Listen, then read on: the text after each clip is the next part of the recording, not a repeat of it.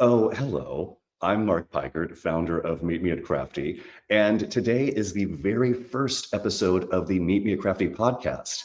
And we intend to begin as we intend to continue, which is mildly chaotic and symbolic. I'm wearing a Black Phone 2 t-shirt because it's Halloween. I have with me the fabulous Emma Rowe, costume designer for, oh God, like this year alone. What has it been? Mad About the Bridget Jones, Mad About the Boy, and now Talamasca, The Secret Order, which you've got the range, honey. That's that is a big stretch from those two projects. As soon as I decided I was going to do a podcast, first of all, Molly, I think that you DM'd me on Instagram and said, I will be your first guest, obviously. Yes, please. Yes, please. And now here we are. We're making it happen. I'm in Palm Springs. You're in, I think, and I covered in Hogwarts, I think, based on. I'm in East London. Yeah, you obviously asked me to choose a really cute corner of my home, and I'm in front of the boiler cupboard where the Wi-Fi is. So that's the mood here. But it's Halloween. Halloween, and you're working on a vampire show, so all of this tracks. That's true, and I really made my hair like a creepy Victorian vampire child for you today as well to celebrate. You know, you actually are serving like Rebecca Hall in some unseen horror movie right now. I'm into it. Thanks, I'll take Rebecca Hall being terrorized by like a small child in a Victorian nightgown. As we all so often are. Molly, I'm so excited to talk to you because we have not actually discussed Talamasca, The Secret Order, which is currently airing on AMC. And it's in the Anne Rice vampire universe. But this is a special project because this is not based on an Anne Rice novel. This is a completely new story based on the order that is mentioned in Interview with the Vampire and et cetera, et cetera. Did that, when you signed on to do it, was that kind of freeing that there were no kind of ideas around what the order of what the Talamasca employees, is that the correct word? Like employees would look like? Oh, yeah, employees, I guess. Yeah. It sounds so pedestrian. It does. I mean, they have offices. It's kind of, all over the world. And wait, they don't call them offices. What do they call them? Homes? Nests? Mother houses. There it is. Mother houses. Yes. So I know that there's one in New York. I know there's one in London. I know there's one in Amsterdam. I'm sure others were mentioned, but they're the kind of three that we go into. So it's quite cool because they're different. They're all a different vibe, actually, the different mother houses. I like to think of them as different Soho houses, basically. When they said mother house, I immediately pictured like Soho House, basically. So yeah, we're on the same page about that. Yeah. So, where do you start with a project like Talamasca, where it's a very stylized show in terms of the look, and you're also dealing with supernatural creatures and people who are employees of Talamasca observing? What is the through line to connect those two worlds? And to make things even more complicated, there are characters who pop up from Interview with the Vampire, the series. So you're also kind of fitting everything into that world. Yeah, it was a really interesting concept, actually. So as you've said, it's not based on a book. It's based on a secret order who are written about within Anne Rice's books. And John Lee Hancock, the wonderful John Lee Hancock, and Mark Lafferty have created this spin-off, I suppose we say. But it was very, very clear from the beginning that John Lee wanted to create a spy thriller, like a beautiful, stylish, cool spy thriller. And then there happens to be vampires in it. So we sort of, I suppose, from kind of thinking about, like Interview with the Vampire or Mayfair Witches, the immortals are at the forefront, I suppose. Whereas we kind of were looking at it a different way, which was really interesting, I think. And it was we talk so much about old film noir movies, and like Tinker Tailor and all of these kind of the parallax, is that what it's The called? Parallax View. I just watched Yes. that last weekend. Isn't it a weird movie? It's so weird. Warren Beatty is peak hotness in his Yeah, double really denim. good. I know. I watched that movie in the back of a Viano from London to Manchester with Jason Schwartzman, actually, after his fitting. And he was like, just as they intended, in an iPad on the M6. And I was like, uh-huh. And we're like sharing an iPad in a car. Oh, Christopher Nolan is, no, a bad signal has gone out to Christopher Nolan, and he's going to come and track you down and force you to watch it on IMAX in a movie theater. Yeah, we're never allowed to watch movies again, probably. Yeah, so that's so I did that bit of research that way. So it was very interesting because what I was thinking about was how spies in the modern day would operate. So obviously it used to be about hiding massive envelopes and dossiers and, placing things around wherever you are to send messages and things like that. But they're always carrying stuff around. And it's like, I don't want everyone to have a massive bag, and you can't put like an A4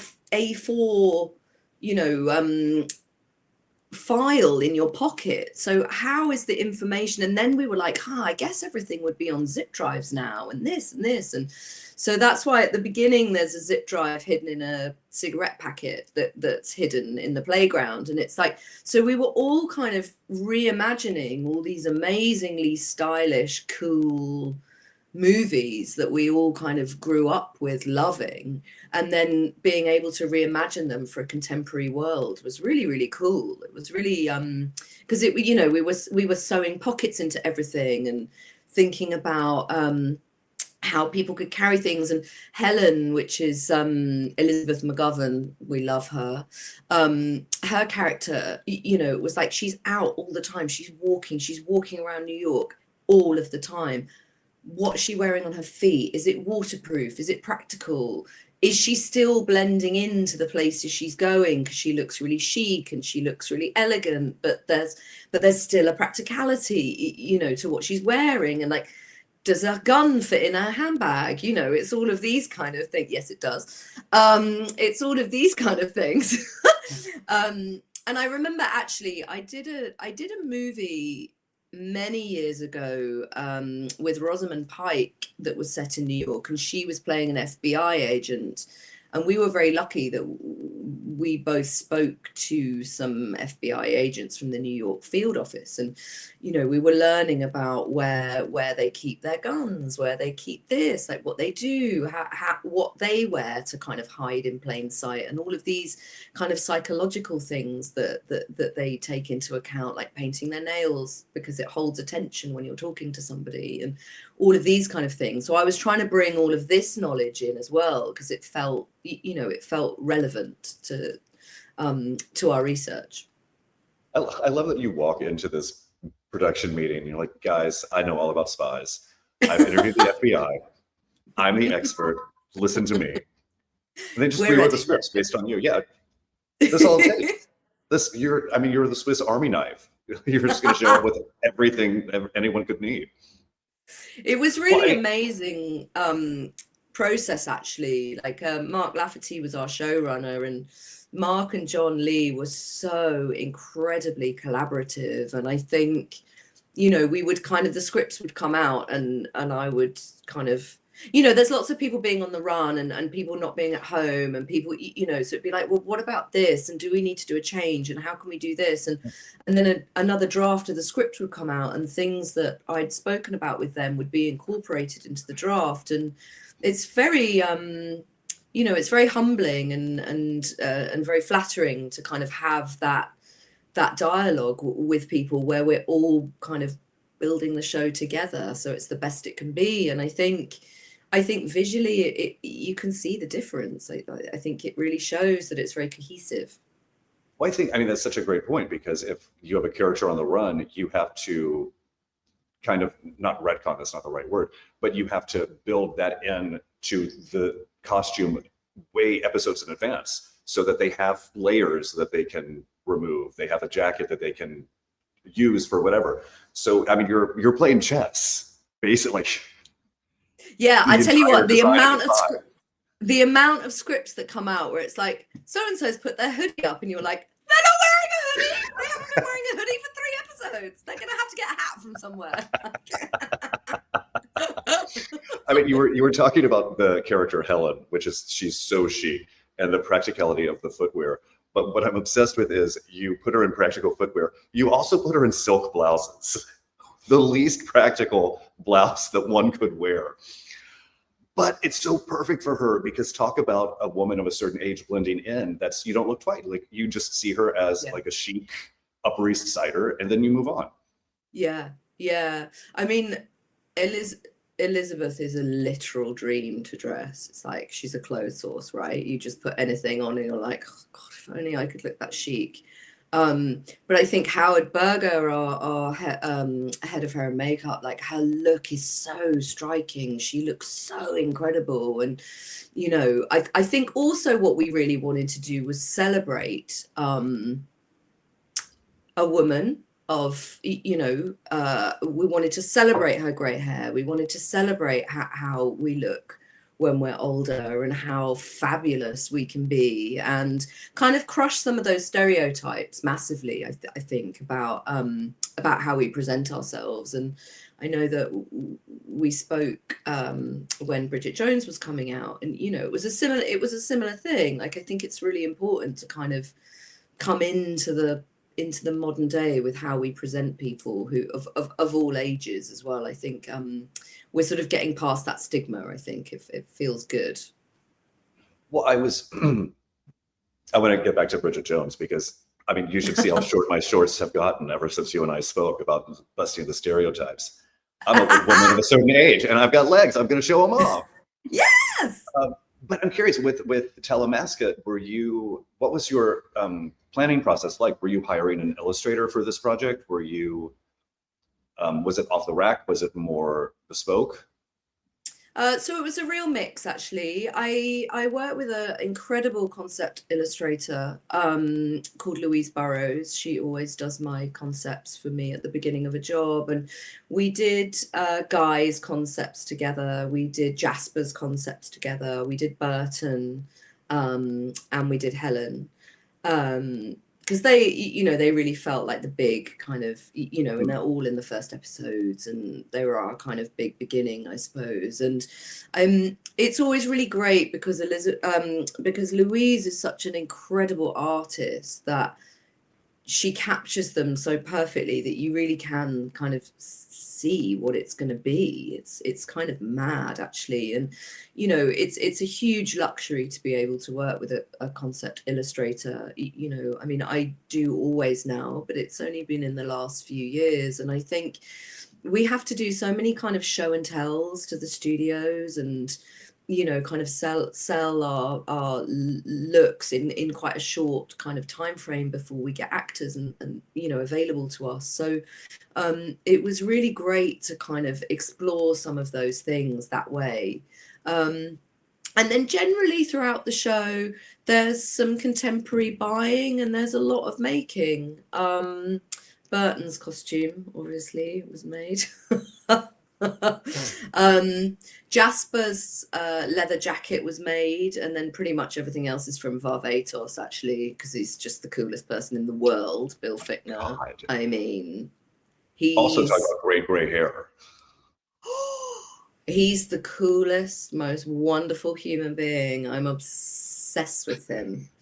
But we wanted to do this like old Texan vampire for him. So he's in cowboy boots that are really beaten up, and you know, these kind of, that Varvatos look that's really just cool if you're the right person. And Bill Fichtner is.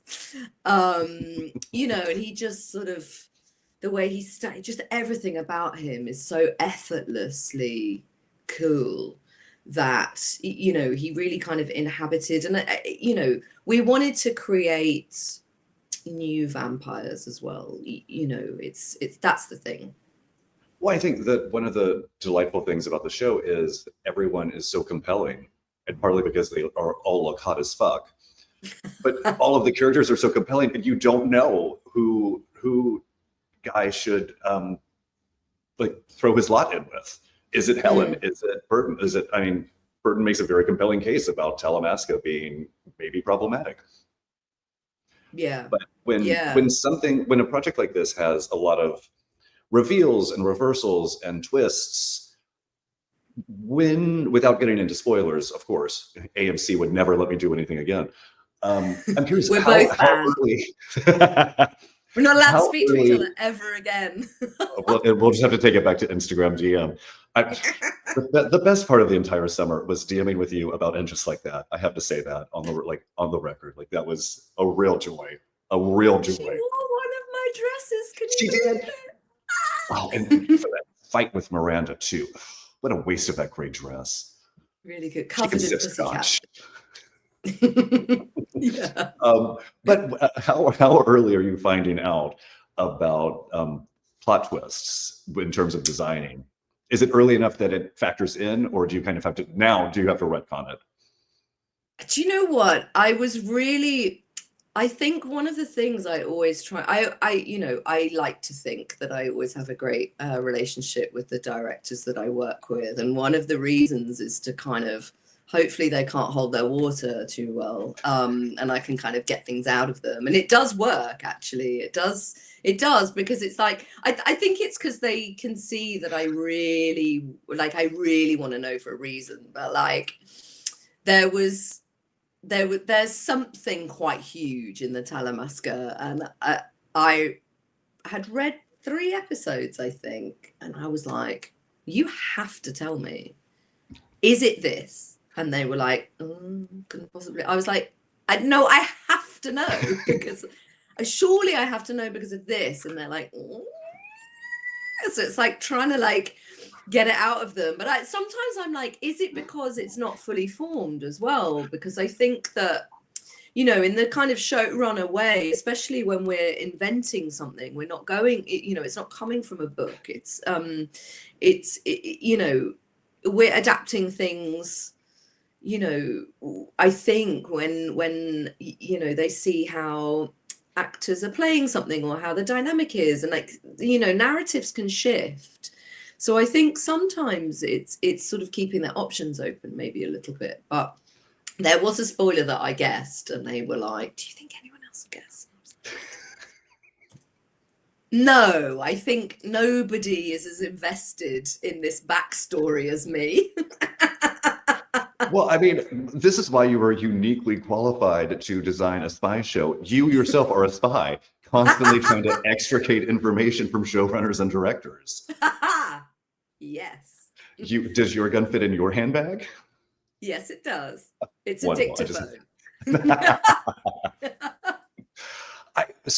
I mean, we've spoken now. This is our thrice in this calendar year, because what is wild to me is Bridget Jones' Met About the Boy came out not even a year ago, and we talked when you were doing press around the release and then around Emmy's Phase 1, and at the time you were working on Talamasca because you had all of the night shoes. I remember, yes, bitching about like being so exhausted. But I'm curious, and this is such a not costume designer question, but what does it do to your brain when you're doing press for a project like Bridget Jones, like mad press, so much press, and you're also like going back to your day job, which is a completely different world. It's dark, it's moody, it's vampires. That's a really interesting question, actually. I think, and actually, I was thinking about it today because this is the first press I'm doing for Talamasca, but I'm shooting something else currently that's very, very different. And I was trying to kind of, it's sort of, re-immersing yourself and kind of remembering all of these, character nuances and what the experience was like. And it's really lovely, actually, to be able to kind of, I've just started filming something and it's very intense. It's, there's lots of notes, there's lots of new cast, there's lots of fittings, there's lots of stuff going on. And actually, I think it's quite, I find it very good for my process to kind of be looking back actually and kind of reminding myself, firstly, that it's okay. It's always okay in the end. It finishes, also good. And yeah, I think just kind of re-looking at things and re-immersing and being able to kind of take yourself out. You know, I think we're so immersed when we're in something that being able to extract yourself and then you can come back in a little bit more objectively, I think. Well, I have this image of you like rolling onto set, like, I'm sorry I'm late. I was just talking to Vanity Fair. You know what they can be like. Oh, I'm just exhausted. Oh, are we doing this vampire? All right. I wish. I mean, the press for Bridget Jones was, it was a lot, actually. It was the first time I've ever done so much. It was good. It was a really interesting experience. I think I really started to understand what it must be like for actors, actually, to go on a press run for something that they're doing. Like, it's really huge. And like, most of mine was written, but most of theirs is with a shoot attached or a, you know. All of those poor actors who have to sit beside their co-stars and play games now. Yes. Like, Oh my all God. right. I They will love never it, make you don't they? play a Like, game. paddle things and questions and Yes. And lie detector tests. And it's all for the social media. I just can't be bothered. I really can't. no, Which I think is, I'm very picky now. I mean, you did all the press and now you know what you want to do and what you don't want to do. Yeah, it's really, I did some press for a show a couple of years ago and I found myself like, they wanted to do like a kind of little ident interview thing, and it's really sweet, but we did it 2 days after we'd finished filming and I don't think I've ever looked worse. I literally was like grey and draw. We finished on like night shoots, like 3 units running on night shoots. I had kind of acne everywhere. I hadn't washed my hair for like a month. And they were like, "You look great." I was like, "Please get a makeup artist." And they were like, "You're fine." I was like, this is now on the internet forever. So that's brilliant.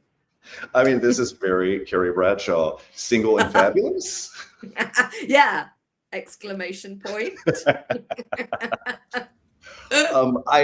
So, I mean, one of the things I want to do with the podcast to kind of differentiate it from just the Meet Me at Crafty Substack, I'm just really curious about the businessy aspects of what all of you do. So I guess you're the first person I'm going to try these questions out on. Okay. What is like one of your go-to deal breakers when you're talking to the line producer, when you're planning out what is needed? It's my team. My team is my deal breaker.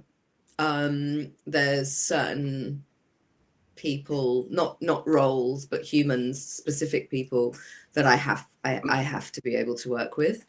And then it's the roles that we need. I think that's something I feel very, very strongly about. You know, and being able to crew up myself. I'm very, very proud of the team that I've built over the years. I think they're so talented and they're so kind and generous, and you know, the productions are very, very, very lucky to have them, which is how I feel every day. So my team is definitely my kind of deal breaker. That and business class flights, obviously.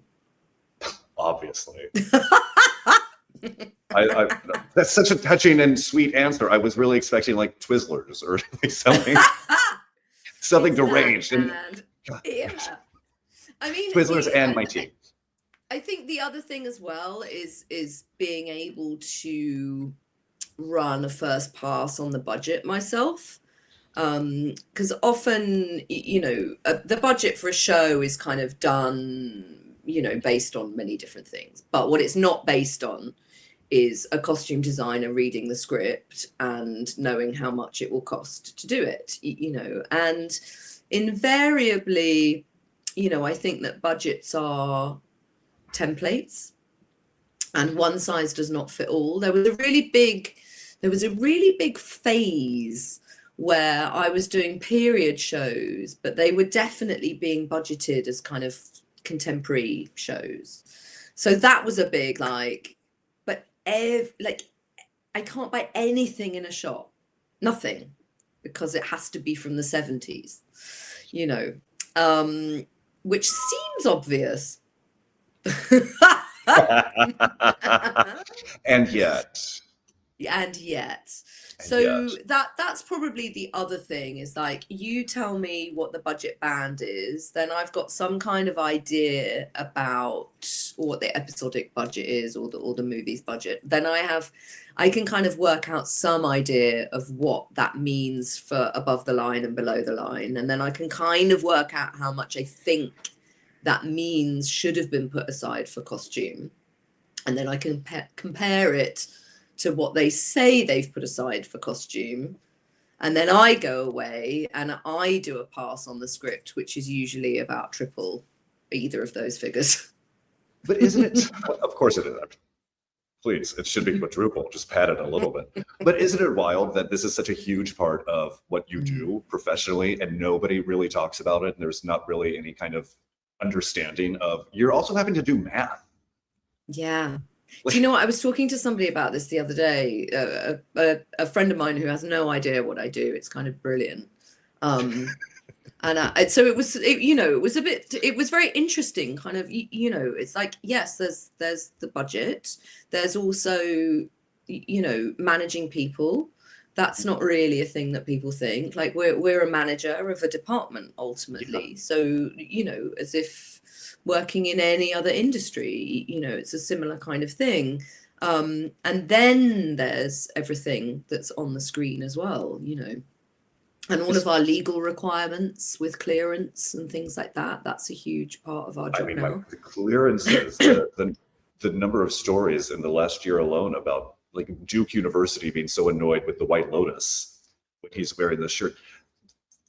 They cleared it. Like, you have to clear it. Like, this is not Duke. You can't issue a press release complaining about this.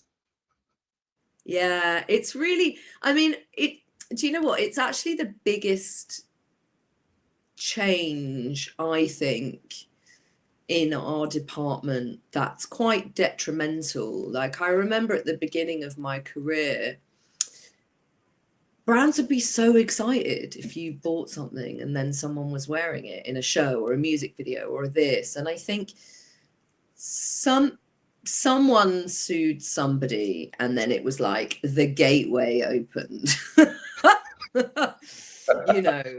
And I think, I think brands' protection of themselves has changed. Like I was a stylist before I was a costume designer, and people would lend us stuff all the time. Like you'd walk into Selfridges and you could take 10 things on approval, or Liberty was 5, I think. Like you'd give them your credit card details or a check or whatever, or you'd call up a small designer and you'd borrow something, and people were really excited about it. But now it's like press lists and, oh, the person's not been approved, or this or that. It's like, it's much harder, I think. But what the most annoying thing is when after you've made something, if you meet, go in, I don't know, meet a designer or meet someone, they're like, oh God, I would have loved to have done something. It's like, well, okay, but your press office didn't reply to me, so I don't know what to say. Sorry, but it's definitely, yeah, it's really a problem, because it's like character stuff, especially. We can't really use band t-shirts anymore. They're the hardest thing, and it says so much about somebody so quickly.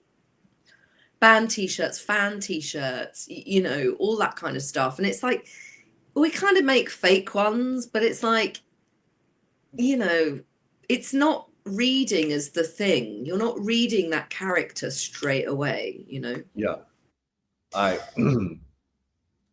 And now that's all I'm going to notice is band t-shirts and who is wearing them and are they actually real or not. So thank you. There is one in the Talamasca that was cleared by Varvatos.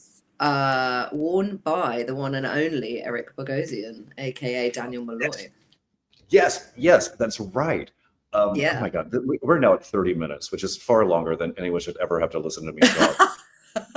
So I'm going to ask my final question for you, which Okay. is not what your go-to at craft services is. This one is, what are you watching? Ooh, what am I watching? Well, honestly, I've been watching the last series of the show that I'm now working on, which hasn't come out yet. So I've been watching that. I've been watching Talamasca, and then honestly, I watch Law and Order SVU because I love Olivia Benson so much. She's the Queen of New York. I just love that show so much. I'm in a Law and Order thing at the moment, and then sometimes sometimes it's CSI. My version of Law and Order at the moment is the Great Pottery Throwdown. Yeah, okay. I find it very soothing. I'm not watching it at all. It's just on, and I'm on my phone, like playing games, and it really just like regulates my nervous system. Aura. Yeah, I know. I don't know why I find SVU comforting. I think it's her. Like, she's saving us. Well, I mean, part of it is someone once made the argument that we love Law and Order, and it's the longest running thing ever, because deep down, we hope that if something happened to us, there would be a team of people who would not rest until the crime is solved. Yeah. And there's a team of people out there demanding that justice is done, which I think is like that's as good an explanation as any other, because that really is, it's competence porn at a certain point. Competence porn in an incompetent world. Yeah, that's what we all need. It's and that's the headline. Really bougie houses on the internet. That's the other thing. Whatever gets you through the night. Exactly. All right. This was a delight, as always. Talamasca, there will be details about where to stream Talamasca in the little blurb beneath this. And also, I realized that guess what, guys? When you come to watch this, I'm not going to tell you about the plot, because I'm assuming you already know something about the show if you're watching it. I'm not going to waste our time. We should do that thing. If you haven't watched the show, we suggest that you pause the podcast, watch the show, and then you can come back. And then you can come back. Join us. Once you're properly educated. Correct. All right. This is the first episode of Media Crafty, the podcast. Tune in next week for the next one. Who knows who it will be with?